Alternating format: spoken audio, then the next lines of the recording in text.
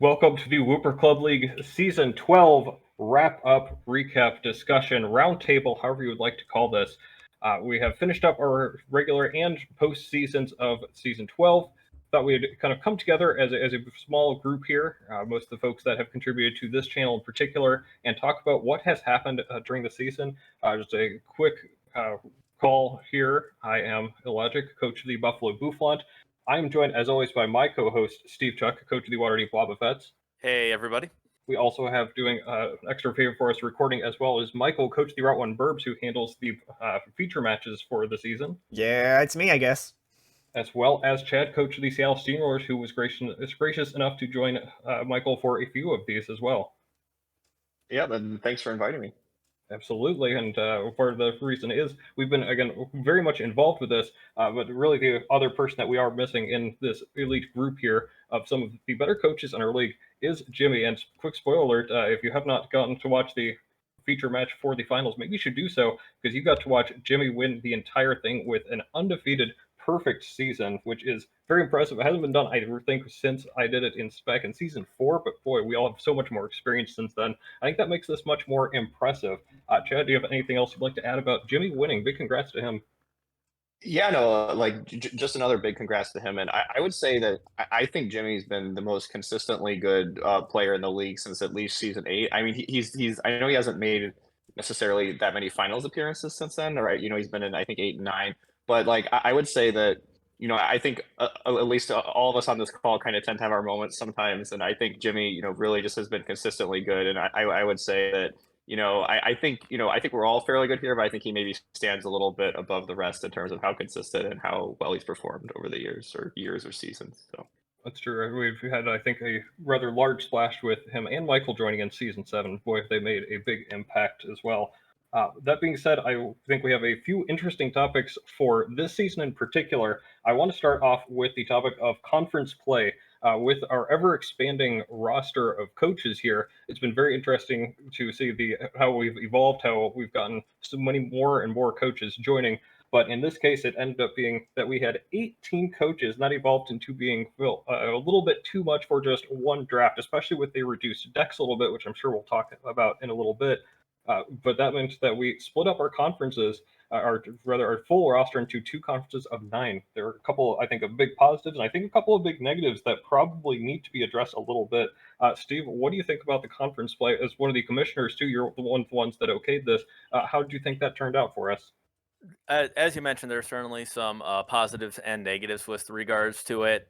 A big positive is kind of a more limited scope of play. You can kind of easily see, at least with this season, with 9 teams in each conference, you're playing all of these other teams. They're all playing each other. There's no, oh, I played this coach, you didn't play this coach, you had an easier season, or you had, it's difficult to compare teams. It was all pretty straightforward from that side of things.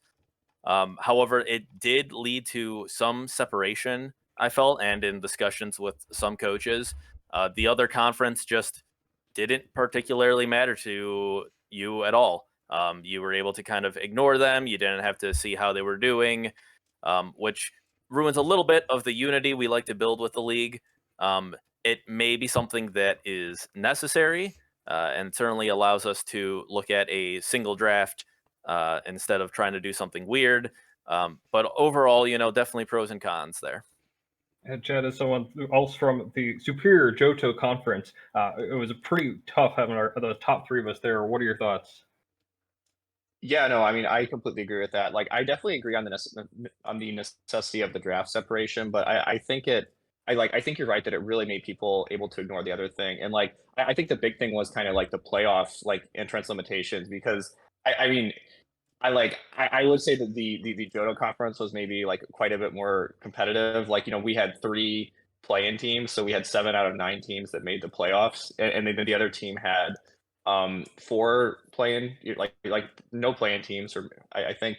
And then also obviously it's hard to split up people perfectly, but I think our conference was just a little more top heavy. I mean, I know it's maybe not that much to say that there was 3 people who have historically done really well versus 2 people who've historically done well, but I think it like I think it makes it like a little bit like it's kind of like the AFC versus the NFC in the NFL right now. Absolutely. It's tough to balance it from season to season. We have as much of a system as we can, but there are ups and downs from season to season, right? Sometimes some coaches can put in a little bit more than others, and well, now our initial rankings are a little bit off of there too.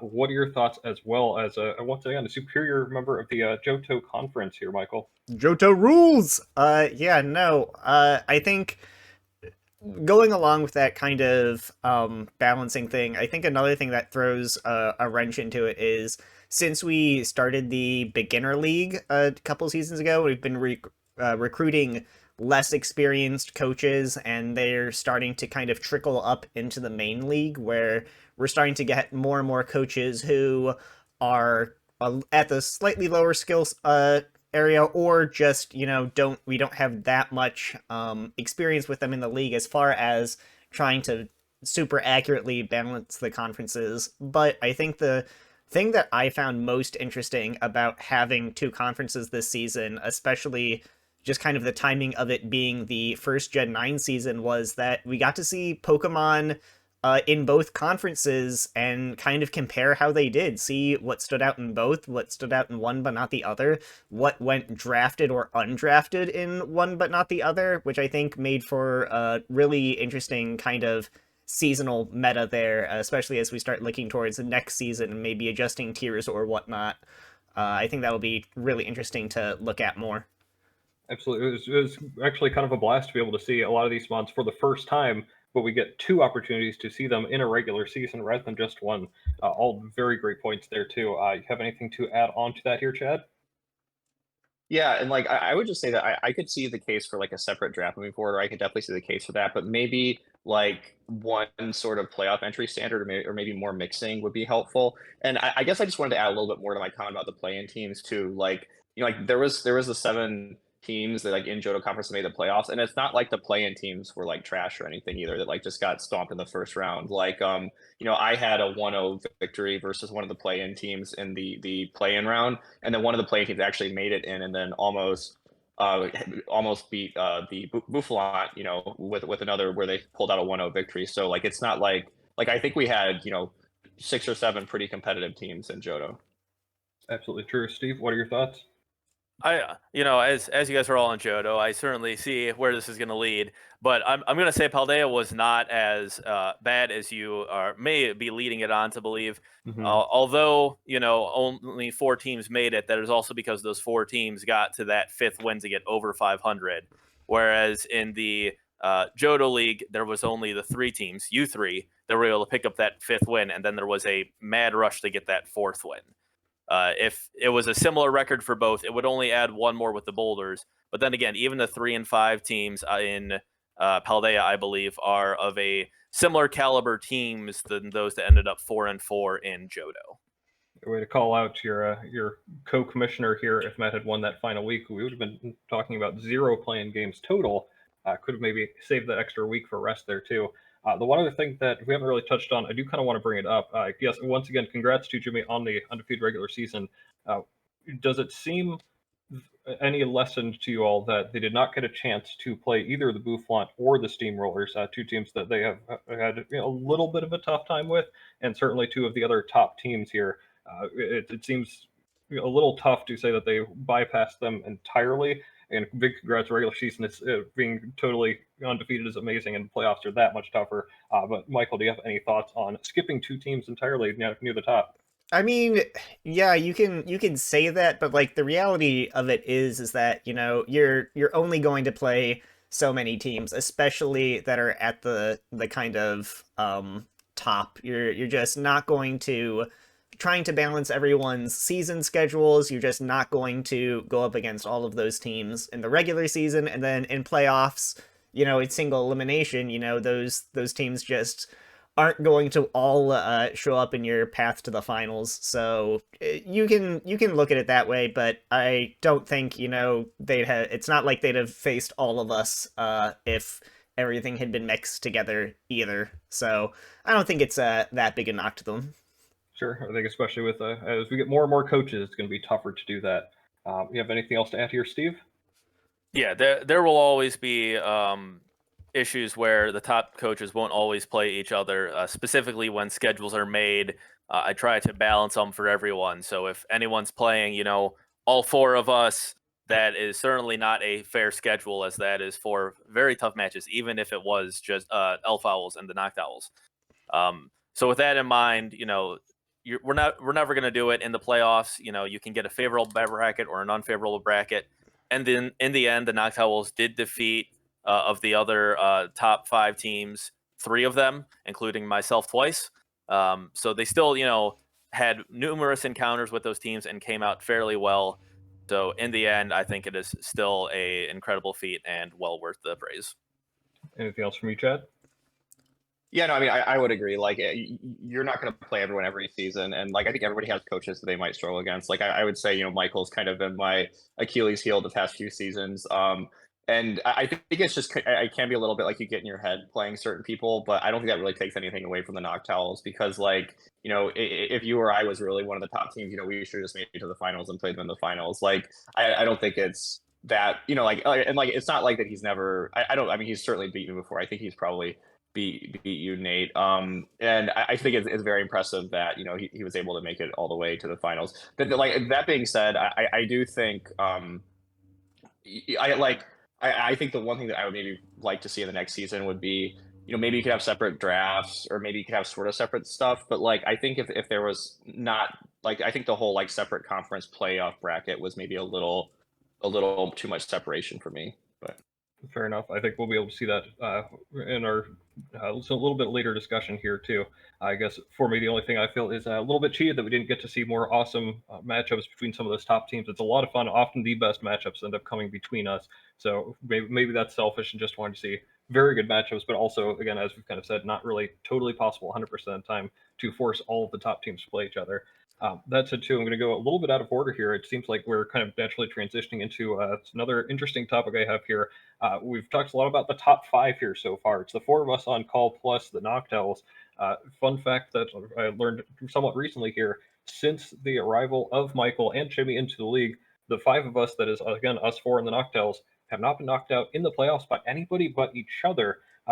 There have been, we all talked about this too, some very close matches in just these playoffs, right? The Psyducks almost knocked out the Steamrollers, the Incineroar almost knocked out the Bufflon. But do you think there's any concern at all about the top 5 here getting a little bit out of hand, or do you think there's some way that we can potentially try and balance that out, or are there any thoughts about the top 5 and the potential separation we see between the top 5 and the rest of the pack? Steve, we'll start with you. I don't think it's an issue if the top 5 have the natural skill or are putting in the effort such that they get to this level. That is something that we're able to do and the other coaches can strive to do. I know a lot of coaches take great pride in beating anyone that's perceived to be, one of the top coaches. That's always a great thing for them to get, and it certainly happens to all of us from time to time. Most of us do drop a couple games every season, at least I do. So not really an issue, and no matter what happens, there will always be favorites going in. And real quick, we're here. I will point out Jimmy did play in seasons 3 and 5, although he's been consistent since 7. He did have a couple intermittent VGC appearances before then. Fair enough. This is, I guess, mostly about singles league, but point well taken. Michael, I know for sure that there have been at least 1 or 2 bug boosts. I think the Laron have beaten you the last couple of times, being outside the top 5. What are your thoughts on this topic? Oh yeah, no, I mean, I was definitely going to give my input as perhaps the least consistent coach in the entire league. I usually, I seem to always pull it out in the end, but definitely I seem to be able to win or lose against absolutely anyone. And I think we've seen kind of talking about that consistency. I think we've seen some of the staple teams in that kind of maybe more middle area have some kind of ups and downs recently, but I think that just goes hand in hand with new season, new mechanics. People are going to have different things going on in all of our real lives that affect how much time you can actually put into this. So I think everyone's been performing just fine. And, like Steve said, this isn't Yeah, it's not like, there's professional betting here. It's not like we're striving for complete across the books, 50-50s and all the matchups. Some people are going to be better, some people are going to be worse. And I don't think, we have a deficit of skill or anything that's making, any of these weeks or matchups really that uninteresting. And Chad, any issues that you're seeing from this? Yeah, I mean, I've honestly been pretty happy with like how competitive the league has been lately. Like, this is not like a criticism that you made or anything, but I think for a few of the earlier seasons, it was pretty much the Nate show as far as the playoffs go.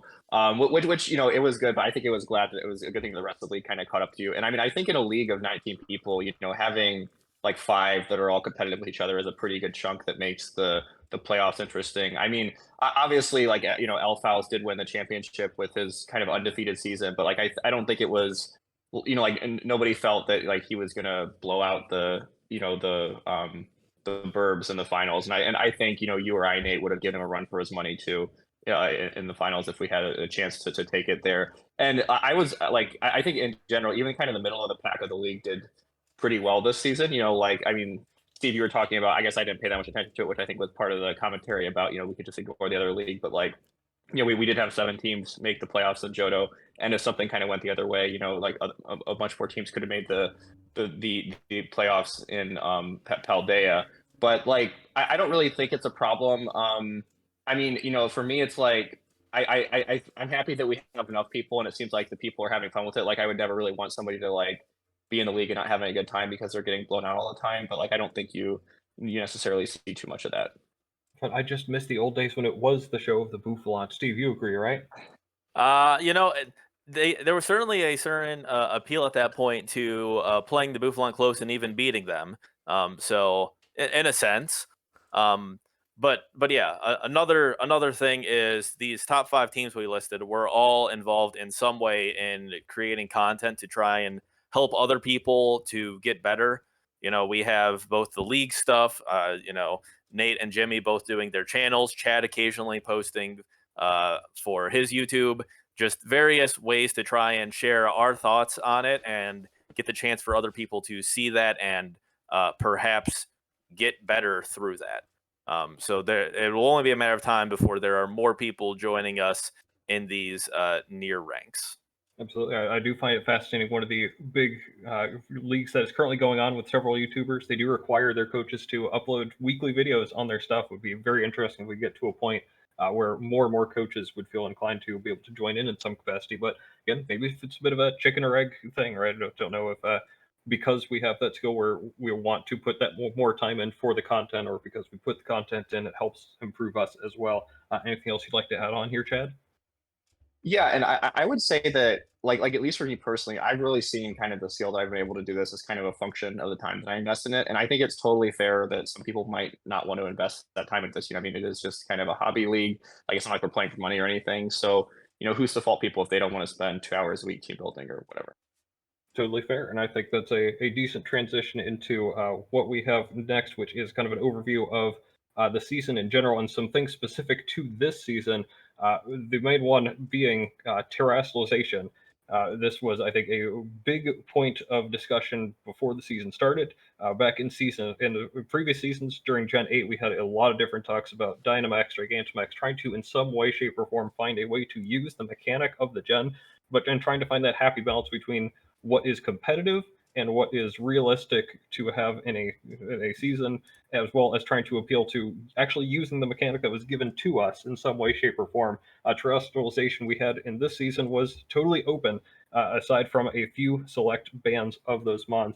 How do we think the terrestrialization affected everything? How do we think balance-wise it ended up being? What are some of your thoughts? We'll start with Steve. Balance-wise, it is very close to balanced. There will certainly need to be a little bit of a look at it and perhaps a minor tweak. There are certainly some times where you're looking at your opponent's team and you see Amon. In my experience, I was going up against a Garganachi, and I'm sitting there thinking, okay, I can beat it with this. And then I'm thinking, okay, if it tears this, I need to bring this. If it tears this, I need to bring this. And that was a week I wanted to bring Amon I hadn't brought yet.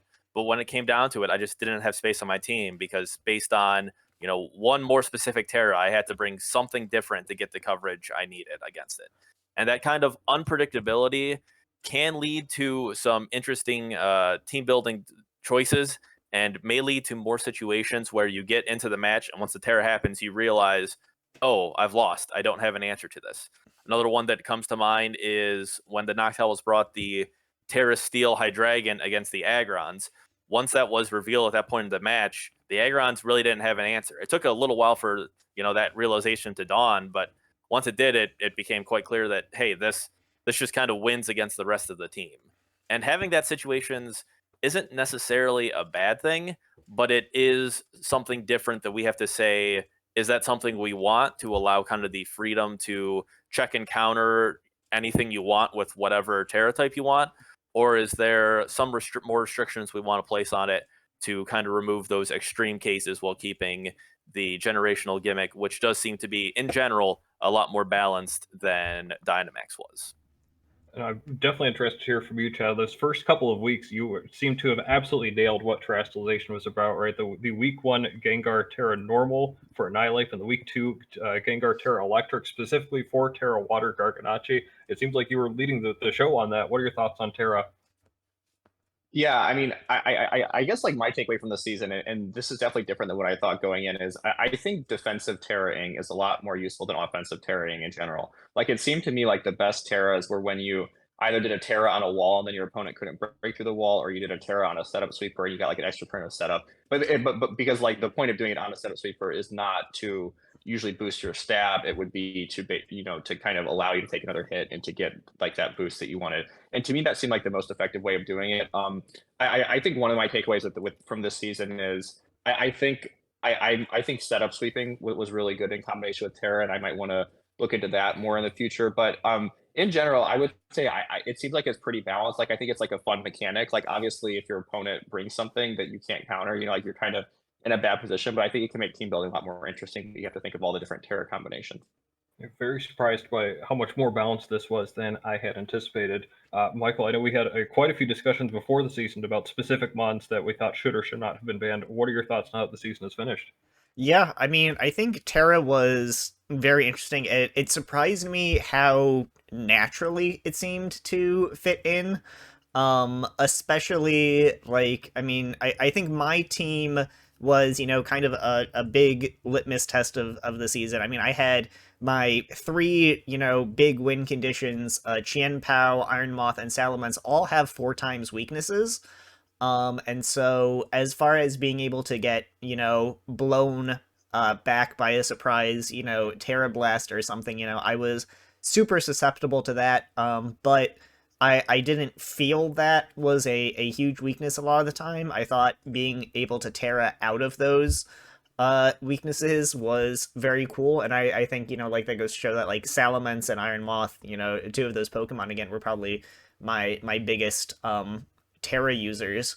So I thought it was a bunch of fun, and really after, just I wasn't here for the Dynamax season, so you guys might have some more, kind of input on that, but as far as just, it seemed to slot in pretty naturally, and I wasn't super worried about, like Steve said, there are the moments that, you can find yourself just completely getting walled by a Terra and suddenly losing, but it didn't feel like, that was happening early. It was always the person put themselves in the position to where that Terra could win, which, is no different from positioning any other win condition. Sure. I think I'm very torn on Terra myself. On one hand, I've already said I'm very surprised by how much more balanced it is than I had originally expected it to be.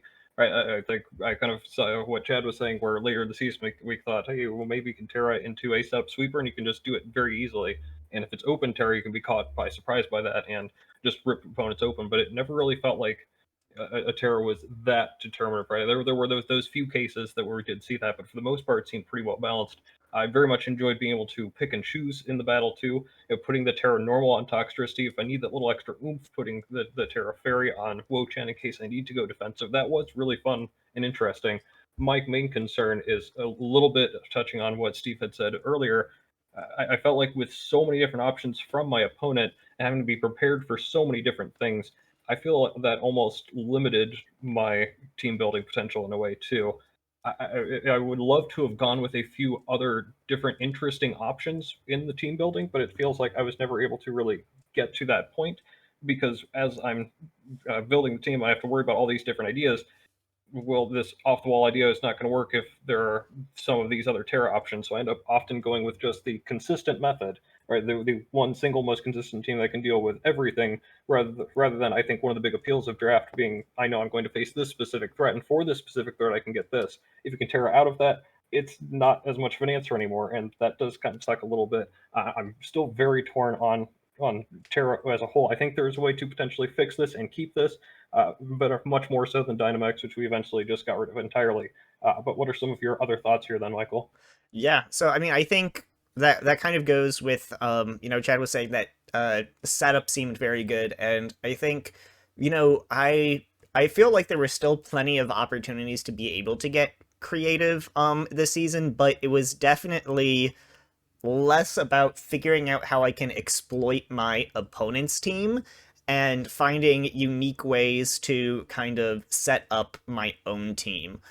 And I think one of the other interesting things about Terra is just kind of like how it was used overall across the league. Before we recorded earlier today, I went and I looked through the data for the season, and in the regular season, Terroring first, 35, just under 50%, 49.3% of wins were from people who terrored before their opponent. That was a total of 35 matches compared to 32. But then you get to the playoffs, and suddenly only 2 out of the 10 matches, the wins went to the person who terrored first. So it's down from 49% just to down to 20%, which I think is a huge deal. And then looking at kind of the top teams, looking at the Noctowls, of course, the champions, they terrored first in 40% of their matches, and that was in 44% of their wins. Myself and the Burbs, I terrored first in 41.6% of my matches and only 25% of my wins. The Bouffalant, 44% overall, and in 28.5% of their wins. The Wobbuffets, 50% overall, and in 33.3% of their wins. And then kind of the outlier here among us, the Steamrollers terrored first, 66.7% overall, and in 80% of their wins. So I'm kind of interested to see how we all kind of viewed Terra by the end of the season. And, like, in my opinion, kind of goes back to one of the things, Chad, you said during one of our videos about setup sweepers, which is like, if I don't have to pull out my setup sweeper or, my tricks, in this case, my Terra, if I can win without that, then that's great. I think, the coaches who were able to play around all of those varying options earlier in the match and were able to save their Terra were just naturally able to get into that position like I had been talking about earlier about, where yes, your opponent no longer has an answer to this Terra, but it's less of a, just a, they never had a shot, and more of a just, well, you were smart about, keeping track of that win condition and setting things up for that. So I'm kind of interested to see how you guys found the early versus late Terra and kind of how you were trying to use it throughout your seasons. Chad, you were mentioned a bit in that. Why don't you go first then? Yeah, I mean, for me, I think I probably played Terra a little bit differently than a lot of people. I generally brought what I felt were like offensive Terras. Like for example, like I would bring like Terra Normal on Noivern to just get like a Spec Spoon Burst off and kind of wreck opposing teams, which I think was definitely effective. But I think I kind of like in hindsight of the season, I've done a little bit of assessment on my play style, and I think I need to probably vary my play style a little bit. I think I kind of agree with what you said, Nate, about how you kind of go for like the most generic team that can beat everything, and then it kind of is like jack of all trades, master of none. Like I I think I can do very well versus teams that I have like a good likelihood of beating, but then when I get in kind of a more competitive match, I think I can be kind of risk averse, and like I think that that kind of surfaces in like my dislike of setup sweepers, and me kind of going for kind of like generic offensive mons that can break through everything and that sort of thing. And I think that kind of holds my team back. And I think it also makes it a little easier to prep for me, right? Because like if you're prep for me, oh, he's probably not going to bring a set of sweep, or he's probably just going to like, try some like, bunch of breakers to break through his team or whatever. So I think, I think I probably want to vary my play style more going forward. And then I think, to comment on the statistic that Michael brought up specifically, I think it's just because, like I said, I did the more offensive terras. Absolutely, that does make sense here too. Just kind of lead into a discussion about playstyles in general, but I want to make sure Steve gets a chance to chat here too. What are your thoughts on some of the stats Michael brought up and Terra in general then? I mean, with regards to like changes throughout the seasons, I definitely felt that and kind of changed my approach to it throughout my season as well, where I started seeing early on the success of some of the defensive terras, where that your opponent brings out what they expect to be a check, you tear to resist or be immune to that, and then you proceed to take them out, and that worked very well, especially early on, and kind of informed some of my Terra choices later on, where that was a lot more useful than sometimes just getting that extra coverage move or the extra damage. Sometimes that's all you can do, but I definitely agree that as the season went on, started seeing the usefulness of defense versus trying to pick up an extra coverage move. And I guess with that too, kind of these do kind of go hand in hand, the offensive, defensive terras as well as playstyles in general. We did see a few different nerfs to things such as recovery moves and such, and Terra at first glance looks much more offensive. Do we think there's still enough variation in there? Do we think that one particular playstyle or type of play dominates, or do you think it's kind of like, as Chad has said, we've kind of become a little more solidified now that we've played a little bit more? We said that this is ideal, or this is more so just what my particular playstyle ends up taking on. I guess I have a little bit of concern about something like stall being at all viable. I know that's probably unpopular that people don't want stall to happen, but it's also kind of fun to be able to break stall and have that little bit of back and forth. Just looking to see if there are any thoughts on if enough different styles of play are still viable with how terrestrialization has come forth and just the general pool of Gen 9 mons in general, which I'm sure we'll touch on a little more in depth in just a little bit. Do you have anything for us, Chad? Yeah, I would say I actually found walls to work better than I thought they would in this generation. I was worried kind of looking at it with the Terras and with all the power creep and just thinking like it was going to be all offense all the time. Like it seems like to me that like unaware was a very big thing this season. Like they had like the Clodsire and I forget what the other one is called, but those were like the two big unaware mons. And then you had like I don't know, I think like there was a lot of unaware walls. I feel like the decline of stall isn't necessarily due to the walls being worse. I think a lot of it has to do with like toxic distribution being so removed. Because I think toxic is kind of a pretty good stall way of doing it. So I guess I wouldn't really be. I mean, maybe you aren't going to see like a pure stall, like like send out tox specs, like, and then all of a sudden the whole team just can't break through it and they all just die to toxic kind of stall. But I felt that walls were actually fairly good this season. They were certainly better than I thought they would be. Definitely have to agree with you there. The amount of times I looked at Gastrodon, thought, man, if this had Tox, could be able to break through this wall or two so much more easily, but you can't. Michael, do you kind of agree that, and rather than stall, we ended up kind of going with something I guess that was touched on in the finals video, that it ended up being just a couple of walls on each team, and whoever can break through those couple walls first is just in a better position. What do you think?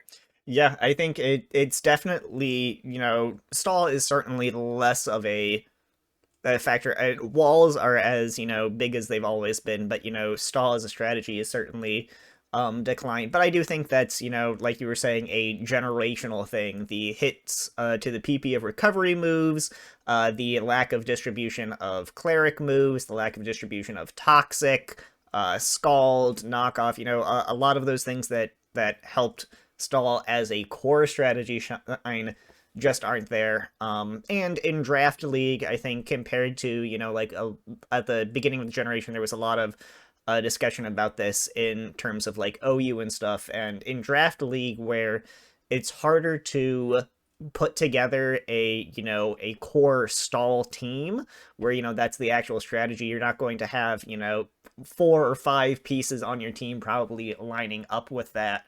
I think it was interesting that, like Chad was saying, that walls did still seem to be very good this season, especially like you had all been talking about that defensive Terra being very strong. And certainly I had, I loved offensive Terra, or not offense, but, defensive Terra on my offensive mons like Salamence to let me set up Dragon Dances. But, I also enjoyed Terra on Slowbro because, yeah, you can take away a key weakness or two, and suddenly your opponent just doesn't have a lot of options to break through that. But without the core, toxic stall strategies and stuff, it still leads to kind of an interesting game state of, well, okay, your opponent can't touch this, but how are you actually trying to figure out, navigate, and win the game from there? So I think there is still a bit of different play styles we've seen. We've seen more hyper offense, we've seen more bulky offense, we've seen more balanced. And I think kind of with the generation, that's kind of just what you're going to see overall. And I don't think I noticed anything outlying in our league specifically.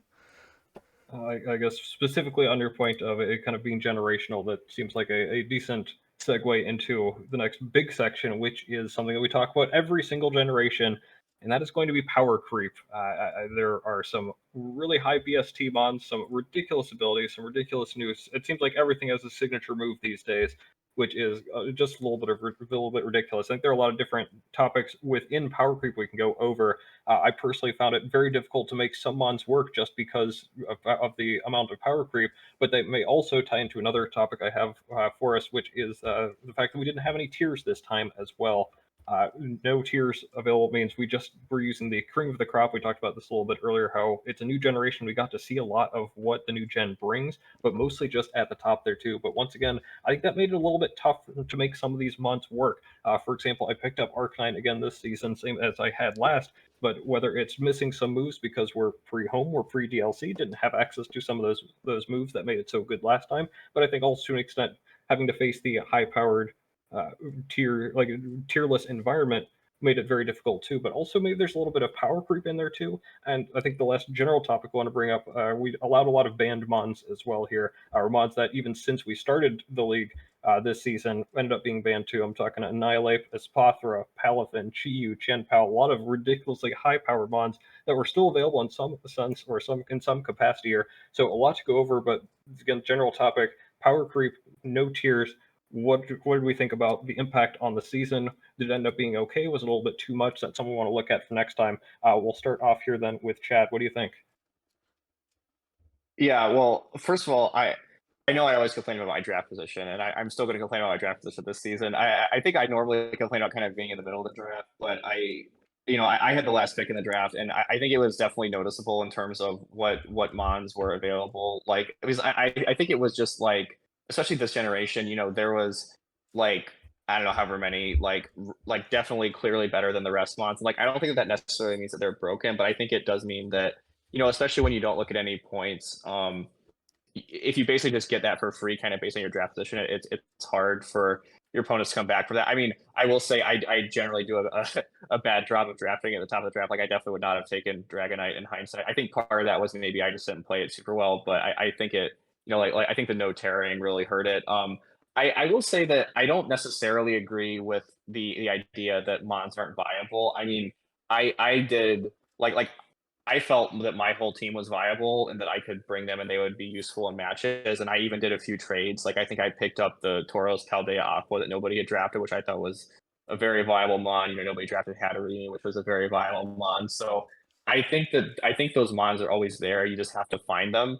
You know what I mean? And I think it's like, like, if somebody's going to be able to get one of those really broken mons at the top of the draft, I think that having I think having no tiers kind of makes it have no downside though. And I also didn't necessarily like how hard it was to fix your teams because like I think when you have no tiers, it's like everything at the top of the board gets taken. But I think part of that I think part of the issue with tiers was that there wasn't there wasn't that many Pokemon and we weren't that familiar with it. So I think maybe next season, when more mons are out, it'll be more helpful to have more tiers, and then it'll be easier to fix your team kind of in the season.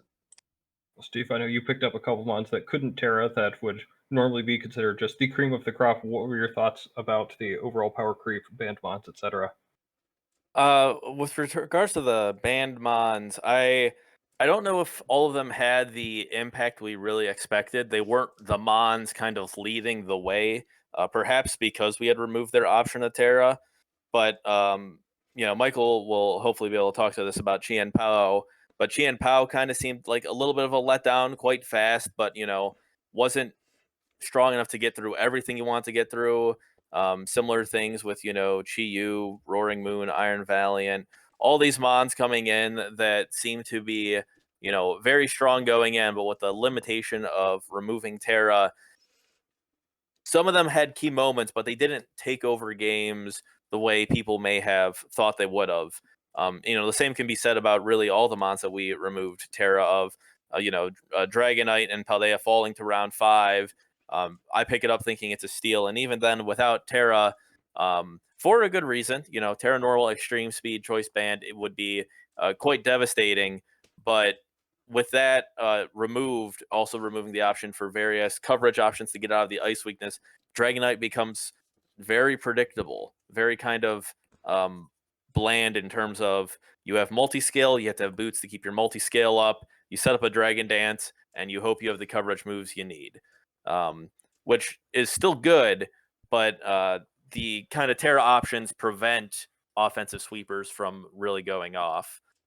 For power creep in general, all of these mons being added with their various different abilities, I think overall it's maybe a little bit stronger, but it didn't seem too bad. I think more noticeable is the removal of certain things we're used to having on mons that they no longer have. For me, one of the things that was very noticeable was like Caesar no longer getting Roost, and Weavile no longer getting Knockoff. Small things like that make these mons that were previously staples, even though they may now be outclassed by something else, they just don't hit as hard as they used to, don't have the longevity they used to have, the utility, kind of making a completely different thing that is a little bit maybe higher in terms of power level, but overall, I would say comparable. I think that's relatively fair to say. Game Freak probably wants their new mons to be used a little bit more. Potentially, I give them a little bit extra there too, right? Any thoughts on any of that as well, Michael? I know you had been mentioned on the Chen Pao and have talked about how potentially underwhelming it was. What are your thoughts? Yeah, no, Chien Pao was good, but definitely we were all talking about, especially, in that Johto draft where it fell down to me at what was 7th? Somewhere in there. And we're all like, well, how the heck did that was a steal? And it really didn't end up being, that crazy. I think, it doesn't have a huge depth of coverage, and without Terra to get the extra boost on its moves, ice and dark moves don't have, huge base power staples that it was firing off, even like a, Chi Yu overheat, or something. It really had a lot of its options and ways to kind of get that extra way to capitalize on its great stats and ability taken away. It was good. It just wasn't that good. But in drafts, there's always going to be standout mons. There's always going to be underperformers. There's always going to be things at the high end and things at the low end. The tiers, not having tiers, certainly might have exacerbated that some, but I think, Steve was really right on the point where it's not that it felt like some of the new mons were overly viable, just that the things that we were used to as far as staples kind of got their power cut, and with having to split into 2 leagues, partly for logistics, but partly just because we didn't think the draft was going to work. We just thought the dex was too sparse to have that many coaches pulling from one draft pool. That was another thing. Lack of Pokemon home moves cut the usefulness of a lot of those Pokemon to where the stuff that was naturally on the power side just didn't have as many counters, and I think it'll be very interesting to see, potentially next season, depending on whenever Pokemon Home actually comes out, and what moves things get back, and what mons come back. Everything that we might see as, wow, this has no counters. Well, suddenly there are 7 good counters to it. And how team building could change once we open the floodgates of old mons and moves. So yeah, I mean, I think there was some power creep, but there definitely wasn't. It wasn't felt as much as, or at least in the ways that I expected to feel it. Well, of course, I maybe it says something that I pretty much brought 5 of the same mons to almost all my matches and did very well. That those were just very strong mons I get to have all of, but also I kind of did that last season too. So how much that does or does not say, I don't really know. But I kind of wanted to just pull up my own point to kind of throw to you guys was, were there anything move or role wise that you expected to be sparse or missing and have a bigger impact that did or did not? Because especially for my side, I was surprised how much I ignored hazard play for my team. Chien Pao, Iron Moth, and Salamence, of course, all hate Stealth Rocks. Removal was very sparse this season. I drafted Serena early, ended up trading it away because I thought it was bad without some of the moves it used to have. Halucha, was my only remover that I didn't bring all that often. And yet, I never really felt like all those rock weaknesses actually ended up being that big of a detriment to me. I had one of the best hazard setters in Ting Lu, and yet towards the end of the season, I was running Assault Vest and not even bothering with hazards. So at the beginning of the season, I thought hazards were going to be absolutely crucial, and yet then I really seemed to kind of do a 180 on that as the season went on. I don't know if you guys have anything like that you saw. Yeah. That's the first thing that stood out to me too. It feels like there's kind of a holy triumvirate of hazards and hazard setters, as well as hazard removers, as well as boots on another part of the triangle, and the last part being knockoff. Right, you want to knock off people's boots so that your hazards do take that much more of an impact, but without all that many removers, and I think maybe even more importantly, without knockoff being nearly as widespread. That kind of threw everything out of balance in such a way that hazards weren't as important, which I thought was very interesting. Uh, as far as overall the power creep and the hazards or anything else that stood out. Chad, do you have anything else you'd like to add on these? Yeah, I mean, just I think for team building, and I think one of the things I've felt as I've got more experience with Draft League is I really feel like the most valuable Pokemon and like the Pokemon that are the hardest to find are the Pokemon that you can send out early game to be like a breaker to get through your opponent's team. Like, like it's easy to imagine, like, you have a Salamence that can set up a dragon and dragon dance and win at the end of the match, or you have a Chien-Pao that can swords dance or whatever. But the hard part is like getting yourself in the position where that's like a viable win condition. So like I would say that, like, for me, I really like the Tauros Paldea Aqua. It has the Intimidate, it's bulky, you can switch in a couple times, it's strong enough to do some damage. I think something like Ting Lu is really good because it can take a few hits, it's strong enough to hit back. And like, to me, it's just like, how do you get yourself in the position to win? And the mons that you have to use to do that are those sort of like early game breakers that usually have at least a little bit of bulk and can take like at least one hit, and then have some coverage if they can hit back with. And maybe they don't come up the most on the KO leaderboard because a lot of what they do is chip damage and they probably die in most of your matches, but I still think they're incredibly valuable. I think pretty much the best one that we can think of, I can think of at least off the top of my head, is something like Noivern. I know I used that pretty successfully in Season 8, but the stats really didn't back that up, right? And it ended up, like you said, it ended up fainting early, but it got that little bit of frisk, being able to see what was on the opponent's team, be able to boom burst to break something down.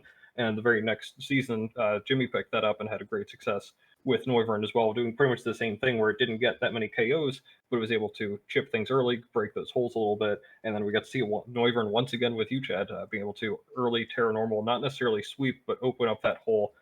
For sure, that's been a big part of not just your game, but I think for the league in general.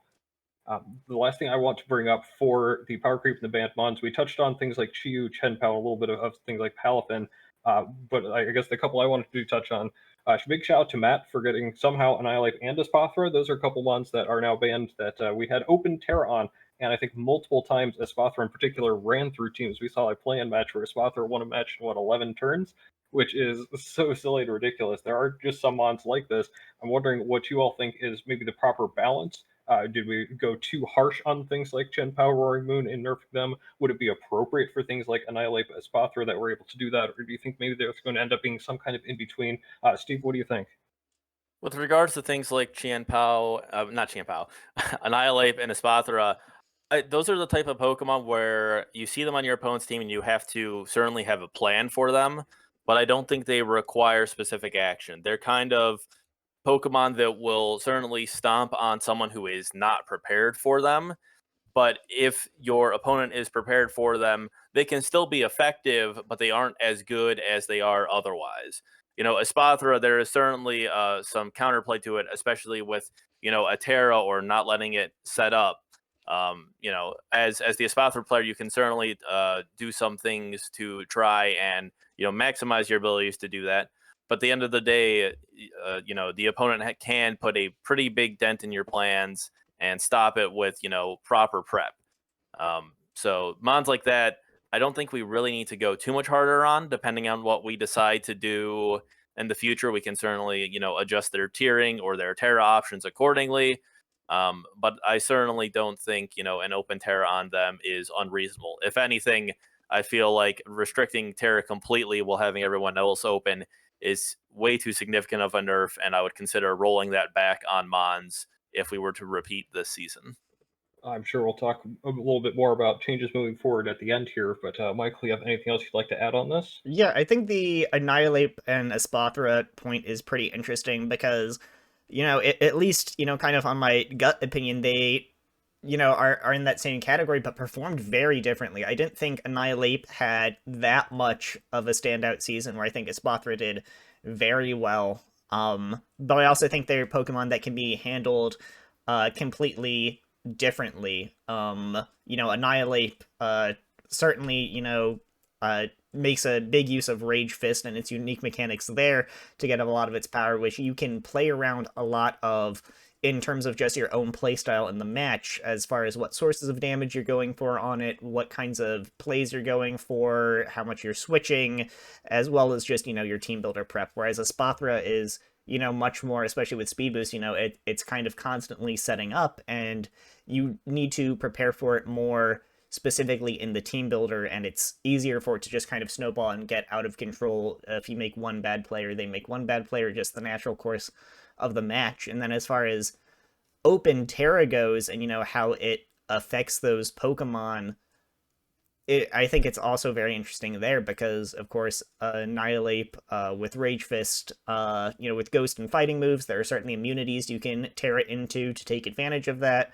Espathra makes, as well as, Annihilate can make very good use of defensive Terra to try and, eat some of those weaker hits to boost up Rage Fist. Espathra, I don't have a great idea of its move pool off the top of my head, but it really seems like it loves use of an offensive Terra type to be able to get a piece of coverage that it can really hit one particular wall, whether it's something like fire or fighting to hit steel types, or what have you. And then of course, with it being primarily like stored power psychic, that a defensive dark Terra type can throw a wrench into that. So I think they both play with that Terra very interestingly, and I think it could be another kind of that Chien Pao area where we think, all right, this mon is obviously broken, or it's overperforming or what have you, and we just like taking away Terra or something, like we don't think it's going to have that big an effect. But maybe it's something like Espathra suddenly, if it can't Terra, suddenly it gets walled by a ton of other Pokemon. If we take away Terra completely and nothing can Terra, maybe Espathra goes back to being good because you can't get that immunity to stored power. I think it's very interesting to see all the different ways that kind of the banned Pokemon have played out differently throughout the season, with different mechanics being good or bad for them. Absolutely. I would like to point out too, Espathra, while was used successfully in multiple sweeps across both of our maiden leagues, did not get to see Lumina crash at all, which is extremely viable and just a whole other aspect to Espathra's game that can potentially change the checks to it entirely. That Annihilate, I think, was a couple of turns away in a couple of different matches from completely going off.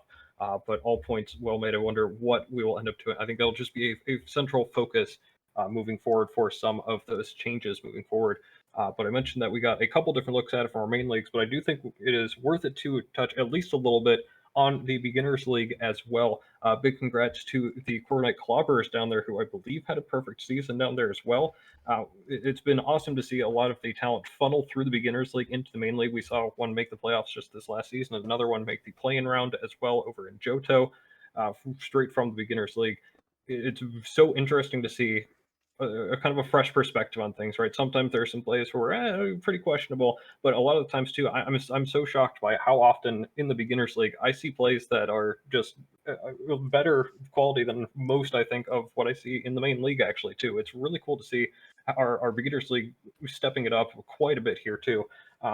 From those of you who got to watch potentially more of the beginners league than I was able to, what are some of your thoughts? Because I saw a lot of great plays all around. I'll start with you, Chad. What do you have?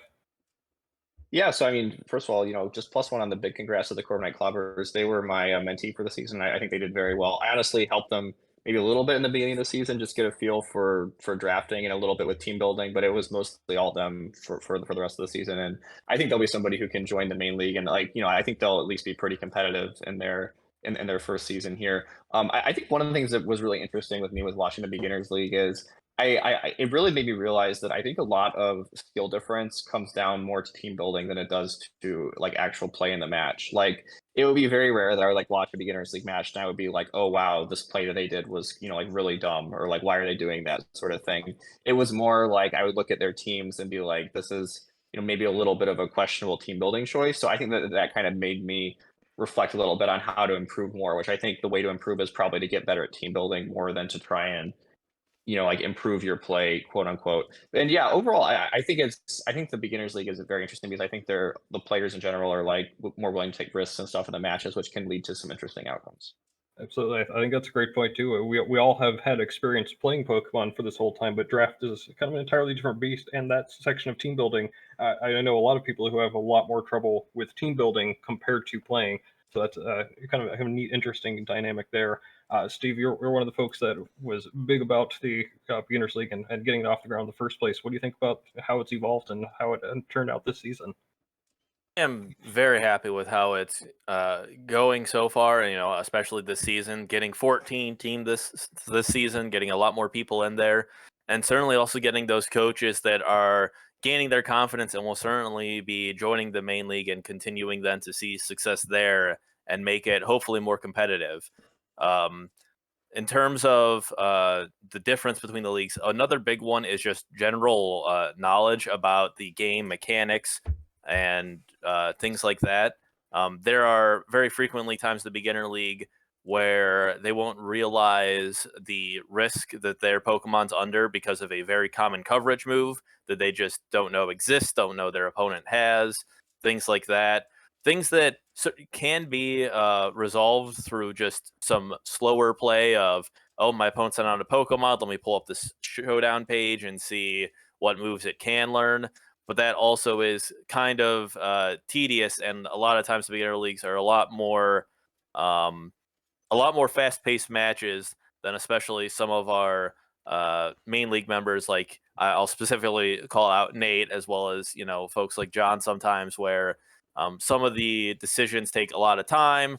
Sometimes you're opening up the showdown page to double check what moves it can get, opening up various calcs to see what it can do. There's a whole lot of that, a whole lot less of that, and a whole lot more instinct in the beginner league, which can work out very well for some coaches and sometimes not so well, but still, very competitive there, and glad to see the progress they're all making. Yeah, that kind of doubles up on Chad's point, I think, of knowledge of within the team building process, knowing that an opponent has access to such and such move is something that we've gained knowledge of over time because we played so much, and especially in draft and having to prepare for specific mons so often, that I'm sure a lot of folks in the beginners league will get over time. Michael, another big architect of the Beginners League. What are your thoughts? Yeah, I'm blown away with how well the Beginners League has been doing. I know when I first went to Steve with kind of the idea for the Beginners League, I thought we'd get, one season where, we could get some of our friends who, we talk to about Pokemon, but they don't play Pokemon. And, maybe we can kind of badger them into it. And now going into having done our third season with a bunch of new coaches this season, I'm blown away by all the participation and success we've had. I think it's very cool. And yeah, I'm going to echo, the points you all have made about, I think it's very cool, especially, getting to mentor a beginner league coach throughout the season and seeing them become familiar with the game.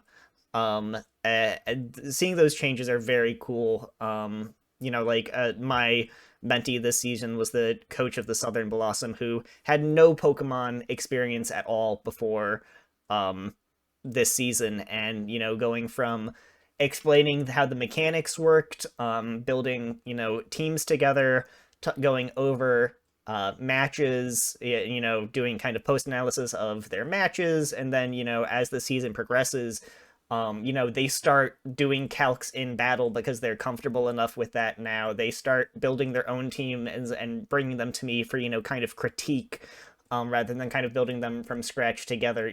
Seeing that progression is very, very cool to see. But, I think that's the knowledge that you guys have talked about, the knowledge of, all right, niche interactions between mechanics, moves, items, understanding the roles that all of the Pokemon innately tend to play stat-wise, knowing, speed tiers off the top of your head, knowing coverage moves, all that stuff, I think is definitely where a lot of the beginner league people struggle with, and that's to be expected. That's a huge hurdle to get over. We've got hundreds and hundreds of Pokemon, hundreds of moves, items, interactions, all that stuff. Just acquiring all of that knowledge by osmosis and just experience from playing matches over and over again, that just takes a long time. You're going to be bringing sets that are maybe not bad, but are suboptimal because they're not accounting for things that more experienced coaches may know to need, that they need to account for. And that's just something that takes time. You can't just read and memorize Showdown or Cerebi or something. I mean, I guess you could, but I don't think anyone's going to. So it's something that it's very cool to see, that being able to supplement, our knowledge as experienced coaches to kind of point out holes or interactions that the beginner league coaches can be aware and take advantage of, and then just seeing the plays they can make on their own, even with very little competitive experience. It's so cool to see. Absolutely, very impressed with a lot of the play there. And just a quick reminder that it was slightly different because we had 14 coach there. We had a 14 coach draft all in one as opposed to our 8. So there is actually a little bit I think we could potentially glean there where the Beginners League had to uniquely use some of the lower tier options that we did not need to dip into. So still a lot of insight from the Beginners League there. Another big congrats to the winners, the Clobberers there. But with that, we have 2 final topics. One end on a couple of positive notes here. The first one is positive surprises. What are the best parts about this season that may have been unique to this season that maybe you didn't see coming? For example, I think terrestrialization. I was coming into the season, I was pretty down on terrestrialization. It'll be worth to try it for one season, right? But Terra ended up being, I think, an awesome surprise, a really neat twist. We've gone over extensively already, but super happy about how that turned out for this season and moving forward as well. Excited to see what we come up with for that. Chad, what do you have for us? Yeah, I would +1 the terrestrialization. I was a little worried about it, especially with the power creep, but I think it was a very fun mechanic and it wasn't overly centralizing. I also would say that I'm pretty happy with how competitive I think the league was. Like I think, like I don't think there was, especially in the playoffs. I mean, there was a couple, but I think pretty much all the playoff rounds, like they were competitive. Like it wasn't like okay, we have this one round of the playoffs, but these teams are 100% going to win and then just get in, and like it seemed like it was just a really kind of competitive, fun season for me. Absolutely. We talked about potential separation in the top 5, but every coach got a win in the season in some way, shape, or form, and there were so many good competitive matches between the top teams as well as some other teams that are making their way in there. It is really cool to see the competitive aspect coming out here. Michael, what do you have for us? I mean, yeah, +1 on the terrestrialization just being a blast, but I'll also go with the obvious, new generation, new mechanics, new Pokemon, new moves. Just seeing all of the new stuff, getting to play with all the new toys, super fun. Having two conferences and getting to see the way different coaches used the same mon was super cool. And seeing even if we talked about how maybe the lack of distribution of moves, or things with the new generation, some Pokemon getting the short end of the stick, just getting able to see new standouts, getting to see old Pokemon shine in new ways, just all the different places that you could be surprised by the way things performed in the season was just a blast to see throughout. Absolutely. Something like Goldango really got to me. I thought, oh, that's just the best mon available for me whenever I drafted it, but man, it's grown on me so much because I got to use it in a way that it would never have been able to for it, I think, for draft. So big kudos to a lot of the new mons and new moves. And Steve, what do you have for us? Going back to the beginner league, I would like to definitely shout out the coaches coming up from the beginner league and their performance. A lot of times it's hard to accurately predict how these coaches are going to do. And the fact that I believe of the four of them that came from the beginner league, two of them made it to playoffs is fantastic. Great progress coming in here and competing with these teams that have been doing it, for years at this point, and coming away with some key wins and, making a splash as they enter the league here. Absolutely. And speaking moving forward, last topic I have for us, what are some things that you anticipate us needing to fix or change in the future, or potentially not even a negative light? What do you think improvements we can make moving forward will end up being? We've talked again a little bit about Terra and some potential for that, potential new formats for season 13 and moving forward. There are so many cool possibilities, but Chad, what do you have? Yeah, I would kind of go back to Steve's comment before. I think if anything, we could be a little less restrictive with the terror restrictions. I mean, I'm not saying that we should like let it happen on every mon, but I don't think terror was nearly as centralizing as we thought it would be. And I think it could be a nice kind of addition to have sort of more of the higher end mons. I think it would be nice to kind of add a few more like really top tier mons just to make the top of the draft like less, have a little more density. I also think I would really looking forward to just having more Pokemon in the draft. I think like maybe we have a shared draft or maybe we don't, but I just think having more variety would kind of have like less forced picks and less like, oh wow, literally the entire top of the draft is gone. And then I think regardless of what format we do, I would definitely be looking forward to maybe a more point based draft system. I think it can make the strategy a little more fun with drafting, and it can make you a little more invested in kind of like like obviously a lot of times the sort of like garbage tier mons nobody's really going to use, but I think when you do like a point tier system, it can make the middle of the pack mons more fun because you're like, oh wow, this mon, like for like Noivern, for example. I really like Noivern, and is Noivern the best Pokemon in the world? No, but like depending on how it's tiered, like Noivern could be like really good for like a mid tier mon, and you could bring in a lot and get a lot of value out of it. So And shout out to things like Lantern and the Hail Abusers that ended up being mid-tier mons that have been kings in multiple seasons. We're definitely looking forward to a little bit more there. Wonderful. And to get getting into a little bit more discussion of getting home stuff in, even if it isn't out yet. I believe we just got some leaks about that. So some food for thought there. Next up, Steve, what do you have for us? Definitely want to give a +1 to tiers. Chad had mentioned this earlier in our discussion, how in the open tier, the top gets taken and then there's the bottom left, and that makes free agency trades, especially for something drafted early that isn't working quite the way you want, quite difficult to do because there just really isn't anything close to it that you're able to trade for. Um, and our decision to go tierless was certainly one of laziness instead of making a tier system and then having to get rid of it because we didn't know anything and home came out and DLC came out. Now that we have a little bit of a background and hopefully there's a site for a home coming up soon and we can figure out when the best time to tier things and get something to work with to get that usual draft feel of picking a high tier mon or a low tier mon or having options left over afterwards. Certainly something I look forward to. With regards to Terra as well, definitely that is something we will need to tweak. With a point-based system, it could leave us the option, you can draft them on, and it's not allowed to Terra for so many points. Or if you spend like one more point, you can pick one other type. Or if you spend 3 more points, you can Terra into any type. Some sort of system where Terra is definitely allowed. Maybe it costs a little more to be able to Terra, but something that gives coaches the option to use this while not completely removing it and getting away from it. Looking for the right balance there to allow it while preventing, mons that could abuse it very well from doing so at absolutely no cost.